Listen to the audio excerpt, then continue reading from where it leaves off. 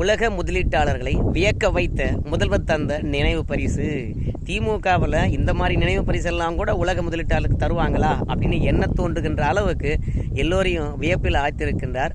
பரிசு பெட்டகத்தை தந்து அந்த பரிசு பெட்டகத்தில் அப்படி என்ன இருக்குது என்பதை பற்றி பார்த்து விடலாம். அதற்கு முன்பாக இந்த மாதிரியான குயிக் நியூஸ் அப்டேட் உங்களை வந்து சேரணும்னா இந்த விவசாயினுடைய யூடியூப் சேனலை சப்ஸ்கிரைப் பண்ணி வச்சுக்கோங்க. திருநெல்வேலியில் வாழை நாரால் செய்யப்படுகின்ற ஒரு கூடை. அந்த கூடையில் விழுப்புரத்தில் டெரக்கோட்டாவில் செய்யப்படுகின்ற குதிரை சிற்பம், பவானியில் செய்யப்படுகின்ற ஜமக்காலம், தோடர் இன மக்கள் கையால் செய்யப்படுகின்ற எம்ப்ராய்டிங் சால்வை, புலிக்காட்டில் செய்யப்படுகின்ற பனை ஓலை பெட்டி, கும்பகோணத்தில் செய்யப்படுகின்ற பித்தளை விளக்கு, இவையெல்லாம் நம்முடைய பாரம்பரியங்கள், கைவினை பொருட்கள். நம்முடைய பாரம்பரியத்தையும் உலகறிய செய்த மாதிரி ஆகிப்போச்சு.